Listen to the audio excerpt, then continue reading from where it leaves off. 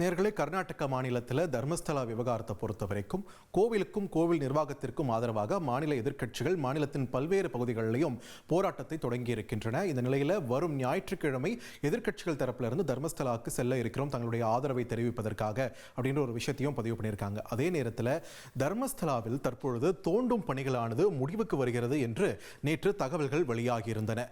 15 நாட்களாக தோண்டும் பணிகள் போயிட்டு இருந்த நிலையில் நேற்றோடு இந்த பணிகளானது சிறப்பு புலனாய்வு குழுவால் முடித்துக் கொள்ளப்பட இருக்கிறதுன்னு தகவல் வெளிவந்த நிலையில தான் இன்று மீண்டும் 16வது நாள் தோண்டும் பணிகளானது ஒரு புதிய பகுதியிலேயான தொடங்கி இருக்கிறது. இந்த நிலையில தோண்டும் பணிகள் இன்னும் 2-3 நாள்ல முடிவடையும் என்று மற்றொரு தகவலும் தற்பொழுது வெளியாகி இருக்கிறது.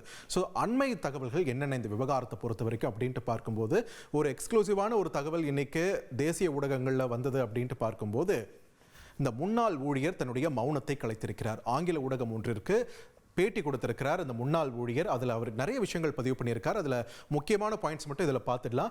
அந்த உள்ளூர் பஞ்சாயத்திலிருந்து ஒருபோதும் தங்களுக்கு உத்தரவுகள் வரவில்லை இந்த உடல்கள் புதைப்பது தொடர்பாக அப்படின்ற ஒரு விஷயத்தை பதிவு பண்ணியிருக்கார். ஏன்னா ஆரம்பத்தில் இந்த விவகாரம் வெளியில் வந்தபோது உள்ளூர் பஞ்சாயத்தை நோக்கி தான் கேள்விகள் எழுப்பப்பட்டன.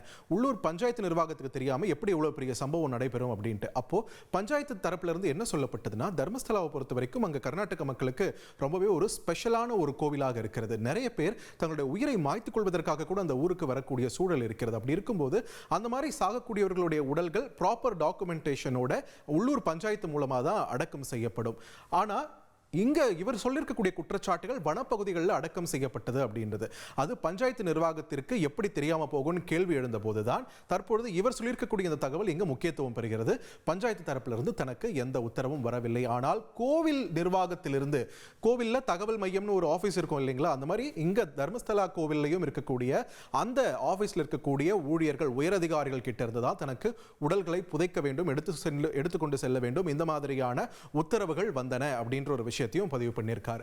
அடுத்து முக்கியமான விஷயம் இதில் என்ன சொல்லியிருக்காருன்னு பார்க்கும்போது, உடல்களை புதைக்கும் பணியில் தான் மட்டும் ஈடுபடவில்லை, ஒரு சிறிய குழுவுமே இதில் ஈடுபட்டது, ஒரு 4-5 பேர் கொண்ட சிறிய குழு இதில் ஈடுபடுத்தப்பட்டதாக அவர் ஒரு விஷயத்தை இப்போ பதிவு பண்ணியிருக்காரு. இந்த விவகாரத்தை நாம ஆரம்பத்திலிருந்து பேசும்போதே வெளியான சில தகவல்கள் மூலமா இங்க தந்தி தொலைக்காட்சியில் கூட நம்ம பதிவு பண்ணியிருந்தோம். இவர் தனியாளா இதை செய்யல, இவருக்கு பின்னாடி ஒரு சிறிய குழுவும் செயல்பட்டிருக்கிறது உடல்களை புதைப்பதில் அப்படின்ற ஒரு விஷயத்தை இப்போ அவர் உறுதி பண்ணியிருக்கார் பேட்டியில்.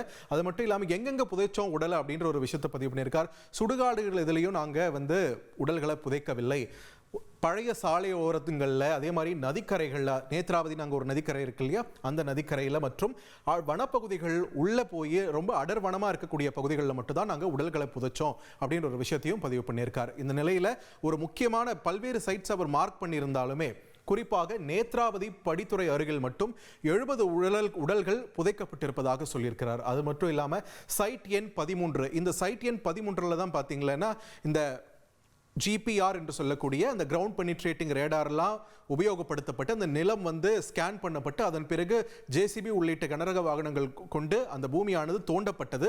அந்த சைட் எண் 13 70 முதல் 80 உடல்கள் புதைக்கப்பட்டிருப்பதாக சொல்லியிருக்கார். ஆனால் சைட் 13 தோண்டும் போது எந்த உடல்களும் கிடைக்கவில்லை அப்படின்றது இங்கே குறிப்பிடத்தக்கது. அதே மாதிரி பாகுபலி மலை அடிவாரத்தில் புதைக்கப்பட்ட கேரள பெண், அந்த பாகுபலி மலை அடிவாரத்தில் தோண்ட போன போதுதான் ஒரு 10 அடிக்கு புதிய மண்ணும் கட்டட கழிவுகளும் கொட்டப்பட்டிருப்பதாக நம்ம முந்தைய தொகுப்பிலே நம்ம சொல்லியிருந்தோம். இப்போ அந்த இடத்துல புதைக்கப்பட்ட கேரள பெண்ணின் உடலை கண்டுபிடிக்கிறது சிரமமாக இருக்கிறது. அந்த இடத்துல புதைக்கப்பட்ட பெண் குறித்தும் இவர் இந்த பேட்டியில் பேசியிருக்கார். ஸோ இத்தனை விவரங்களை கொடுத்துமே குறிப்பாக ஒரு பெரும் அதிர்ச்சியில தற்பொழுது தர்மஸ்தலாவை ஆழ்த்திருக்கக்கூடியது சௌஜன்யா கொலையின் போது நடந்தது என்ன என்று அவர் வெளியிட்ட அந்த அதிர்ச்சி தகவல் தான். என்ன சொல்லியிருக்காரு அப்படின்னா, சௌஜன்யா கொலை நடந்தபோது அவர் அங்க பணியில தான் இருந்திருக்காரு. ஆனா அன்னைக்கு விடுமுறை எடுத்து தன்னுடைய சொந்த ஊருக்கு போயிருக்காரு. அந்த நிலையில சௌஜன்யா காணாமல் போன அன்று இரவு இவருக்கு போன் வந்ததாகவும் அதுல எங்க இருக்குன்னு தன்னை கேட்டபோது ஊருக்கு வந்ததா சொன்னதுனால தன்னை திட்டியதாகவும் அவர் சொல்லியிருக்கார். அடுத்த நாள் காலையில் இவர் மீண்டும் தர்மஸ்தலாவுக்கு வந்தபோது அங்க சௌஜன்யா உடலை தானும் பார்த்ததாகவும் சொல்லியிருக்கார். ஆனா இது கொலை பண்ணது யாரு, இதனுடைய பின்னணினா அந்த பேர்கள் எதுவுமே அந்த பேட்டியில் அவர் எடுக்கல. ஆனா இது போலீஸ் கிட்ட கொடுத்திருக்கக்கூடிய அவர் ஒரு உரையில் போட்டு ரகசியமாக கொடுத்த வாக்குமூலம், ஒரு ரிட்டன் ஸ்டேட்மெண்ட், இது எல்லாத்துலயும் அந்த பேரானது பதிவு பண்ணப்பட்டிருக்கிறது. ஆனா இந்த பேட்டியில அவர் சொல்லல அப்படின்றதும் இங்க நம்ம முக்கியமா கவனிக்க வேண்டியதா இருக்கு. இந்த நிலையில இந்த கேஸ்ல புதிதாக 2 பேர் இணைந்திருக்கிறார்கள். ஏற்கனவே முந்தைய தொகுப்புல பதிவு பண்ணியிருந்தோம். அவங்க யாருன்னு இப்ப ஓப்பனாவே அவங்களே அடையாளப்படுத்திக்கிட்டாங்க. அந்த வகையில் 2 பேர்ல முதலாவது நபர் புரந்தர கவுடா என்ற ஒரு நபர் அங்க நேத்ராவதி நதிக்கரையோரம் ஒரு 10 வருஷத்துக்கு முன்னாடி தான் கடை வச்சிட்டு இருந்ததா அவர் சொல்லியிருக்காரு. முதல் மற்றும் 13ஆம் இடங்கள் அந்த முன்னாள் ஊழியர் சுட்டிக்காட்டிய அந்த பகுதிகள் சைட் 1 சைட் 2 ஒரு 15 இடத்தை சுட்டி காட்டியிருந்தார் இல்லையா, அதுல முதல் சைட்லையும் 13வது சைட்லையும் உடல்கள் புதைக்கப்பட்ட போது தான் பார்த்ததாக அவர் சொல்லியிருக்காரு. ஏற்கனவே அந்த ஊர்க்காரங்களே நாங்க சில டைம் அதை நாங்க பார்த்திருக்கோம், ஆனா அதுல நாங்க தலையிட மாட்டோம்னு பதிவு பண்ணியிருந்தாங்க. இப்போ இவருடைய ஸ்டேட்மெண்ட் அதை உறுதிப்படுத்துற விதமா இருக்கு. ஆனா முதல் சைட்ல எந்த உடலும் கிடைக்கல, சம்பந்தமில்லாத ஒரு நபருடைய ஏடிஎம் கார்டு பேன் கார்டு தான் கிடைச்சது. 13வது சைட்ல பல்வேறு இடர்களுக்கு மத்தியில தோண்டும் பணிகள் நடைபெற்றன, ஆனா எதுவுமே கிடைக்கல. ஆனா அதை பார்த்ததா இவரும் வந்து இப்போ விட்னஸா வந்து சேர்ந்திருக்காரு. 2வது நபர் யாருன்னு பார்க்கும்போது துலாராம கவுடா என்ற ஒரு நபர். இவர் என்ன சொல்லியிருக்காரு, இவர் போட்ட பட்டியல் இல்லாம இன்னும் பல இடங்கள்ல வனப்பகுதிகளில் வந்து உடல்கள் புதைக்கப்பட்டிருக்கின்றன, அதை தானும் பார்த்ததாக சொல்லியிருக்கிறார். ஸோ தற்போது வரைக்கும் இந்த முன்னாள் ஊழியர் இல்லாம எக்ஸ்ட்ராவா 3 பேர் உடல்கள் புதைக்கப்பட்டதை பார்த்ததாக முன் வந்து வாக்குமூலம் கொடுத்திருக்கிறார்கள். ஒரு பயத்தினால தான் இதை பத்தி நாங்க பேசாம இருந்தோம். இப்போ சிறப்பு புலனாய்வு குழு இருக்கிற ஒரு தைரியம் தான் எங்களை பேச வச்சிருக்கு இவங்க சொல்லியிருக்காங்க. உள்ளூர் மக்கள் சிலருமே பார்த்ததாக ஆஃப் த ரெக்கார்ட் சொன்னவங்க யாருமே கூட முன் வந்து சொல்லலை இந்த விவகாரத்தில். என்னும்போது இவங்க 2 பேரும் தற்போது துணிஞ்சு வந்து விட்னஸ் கொடுத்திருக்காங்க. அது இங்க முக்கியத்துவம் பெறுகிறது. இப்போ உடல்கள் அங்க புதைக்கப்பட்டதை பார்த்தோன்னு இத்தனை பேர் சாட்சியங்கள் இருக்காங்க. இருந்தாலுமே குழி தோண்டும் போது உடல் கிடைக்கலையே, எலும்புகள் கிடைக்கலையே அப்படின்னும் போது இதற்கு ஒரு பகீர் தகவலை காரணமாக சொல்கிறார் மண் ஆராய்ச்சியாளர் ஒருவர். இது சம்பந்தமாக சிறப்பு விசாரணை குழுவுக்கு அவர் தரப்பிலிருந்து ஒரு கடிதம் எழுதப்பட்டிருப்பதாகவும் தகவல் வெளியாகி இருக்கு. அந்த கடிதத்தில் என்ன சொல்லியிருக்கார் அப்படின்றத பார்த்துடலாம். அந்த வகையில் இந்த தர்மஸ்தலா இருக்கக்கூடிய அந்த மேற்கு தொடர்ச்சி மலை உள்ளிட்ட பகுதிகளில் இருக்கக்கூடிய மண் பார்த்தீங்கன்னா லேட்ரைட் வகை மண். மொத்தம் 8 வகை மண் இருக்குன்னு சொல்லிட்டு நம்ம ஸ்கூல்ல படிச்சிருப்போம்ல, அதுல ஒண்ணுதான் அந்த லேட்ரைட் மண். செந்நிற களிமண் என்று சொல்வார்கள். இதனுடைய pH அளவு எவ்வளவு அப்படின்னு நம்ம பார்க்கும்போது 4.5 முதல் 6 என்ற அளவில் இருக்கிறது. இந்த அளவில் இருந்தா அந்த மண்ணில் அமிலத்தன்மை அதிகமா இருக்குது என்று அர்த்தம்.